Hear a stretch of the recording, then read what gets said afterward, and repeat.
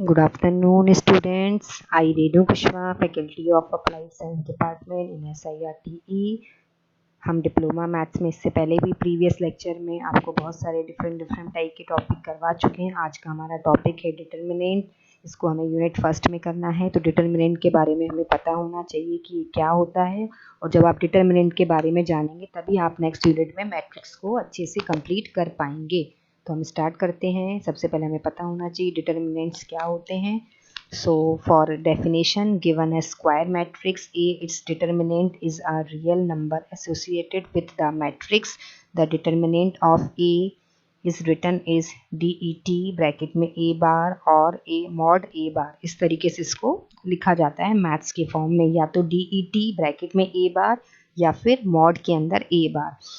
For example, for a 2x2 matrix the definition is, suppose हमें 2x2 order की एक matrix दी है, उसको जब हमें डिटर्मिनेंट में यूज़ करना होता है तो उसका एक्सप्रेशन क्या होता है, मॉड का साइन लगता है। जब भी आप किसी भी गिवन मैट्रिक्स को डिटर्मिनेंट में कन्वर्ट करते हो तो सबसे पहले आपको ये याद रखना है कि आपको उस मैट्रिक्स को के नंबर्स को डिटर्मिनेंट के अंदर सॉल्व करना है, फिर अपन क्रॉस मल्टीप्लाई करेंगे। तो सो फॉर एग्जाम्पल हमें एक 4 नंबर्स दिए हैं, 2x2 ऑर्डर की मैट्रिक्स है ABCD।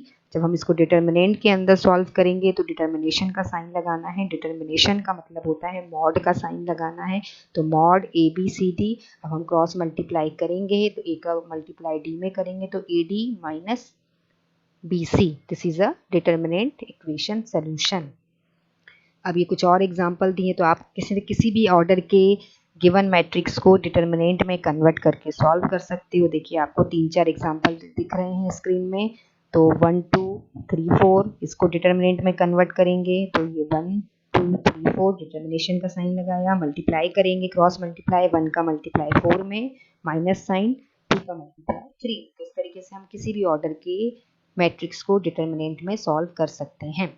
अब बेसिकली डिटर्मिनेंट्स होता क्या है, to define determinant mod A for larger matrices we will need the definition of a minor. इसके अंदर हम माइनर्स भी निकालते हैं। The minors is denoted by MIJ of a matrix A mod A is the matrix formed by removing the ith row and the jth column of A। I को रो के लिए denote किया जाता है और J को कॉलम के लिए।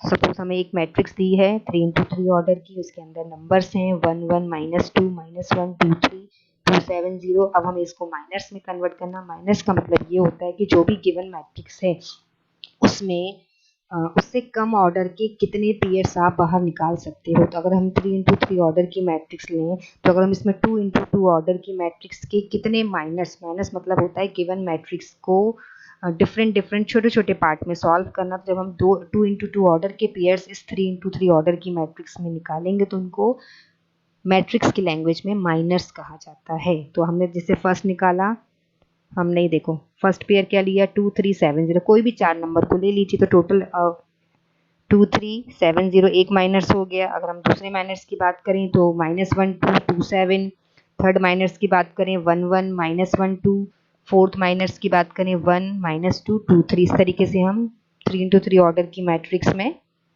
माइनर्स को फाइंड कर सकते हैं। ठीक है, नेक्स्ट हो गया आपका सेकंड माइनस हो गया। देखिए इस तरीके से जो मैंने आपको बताया था। उसके बाद नेक्स्ट हो गया फोर्थ नंबर का आ गया माइनर्स, उसके बाद नेक्स्ट माइनर्स। तो मतलब हम कोई भी 4 नंबर को लेके अपने मैट्रिक्स को क्रिएट कर सकते हैं। तो जब हम गिवन मैट्रिक्स के अंदर से माइनर्स को फाइंड करते हैं तो हमें बस ये ध्यान रखना है कि हमें जिस ऑर्डर की मैट्रिक्स दी है उस ऑर्डर में कितने माइनर्स पॉसिबल हैं, तो वो हमें नंबर्स को लेके बनाना होता है।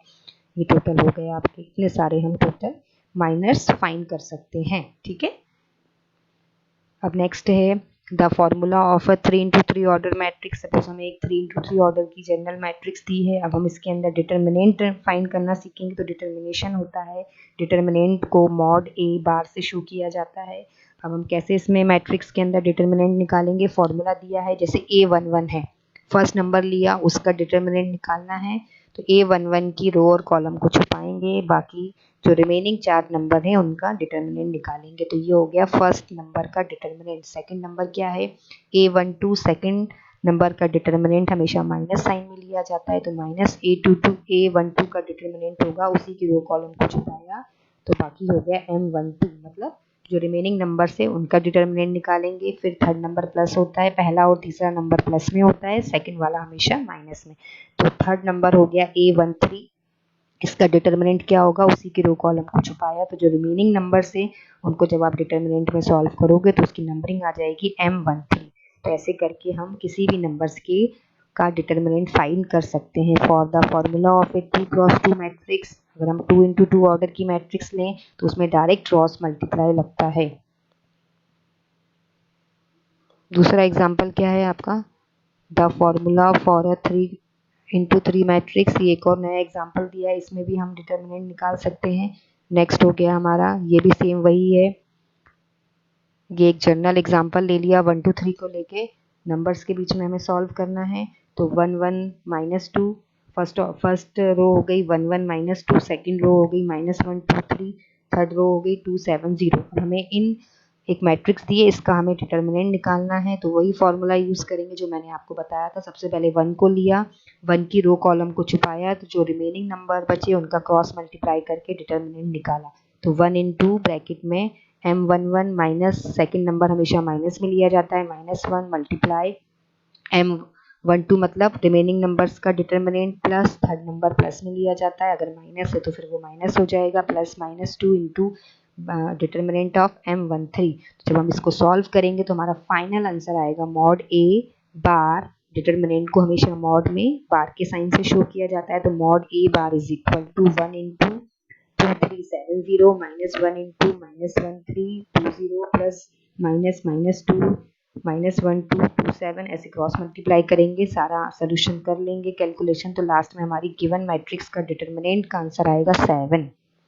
दूसरा एग्जाम्पल है, इसको भी इसी तरीके से करना है। तो ऐसे करके हम किसी भी ऑर्डर के मैट्रिक्स के अंदर डिटर्मिनेंट फाइंड कर सकते हैं। ये आपको कुछ जनरल एक्सप्रेशन फिर से रिपीट कर दिए हैं ताकि आपको फॉर्मूला याद हो कि हम किसी भी नंबर का निकाल सकते हैं। अगर हम फर्स्ट रो की बात करें तो इसी तरीके से निकालेंगे। अगर हम सेकंड रो के डिटर्मिनेंट की बात करें तो उसमें लेने का उसमें पहला और तीसरे नंबर का एलिमेंट माइनस में लिया जाता है, सेकंड वाला प्लस में होता है। और अगर हम थर्ड रो के नंबर्स के डिटर्मिनेंट की बात करें तो उसमें फर्स्ट और थर्ड प्लस में होता है, सेकंड वाला माइनस में। इसका मतलब पहली और तीसरी रो को सेम सॉल्व करना है, चेंज हमें किस में करना है, सेकंड वाले के माइनस में। ये और एग्जांपल है आपके मॉड ए में साइन कैसे लेना। ये देखिए एक जनरल फॉर्मूला दिया है, जब हम फर्स्ट रो के तीनों नंबर का डिटर्मिनेंट निकालेंगे तो पहला और तीसरे नंबर को प्लस में रखना है, बीच वाला माइनस। जब हम सेकंड रो के तीनों नंबर का डिटर्मिनेंट निकालेंगे तो पहला और तीसरा माइनस में रखना है, सेकंड वाला प्लस में। और जब हम थर्ड रो के तीनों नंबर का डिटर्मिनेंट निकालेंगे तो सेम फर्स्ट की तरह फर्स्ट और थर्ड प्लस सेकंड वाला माइनस।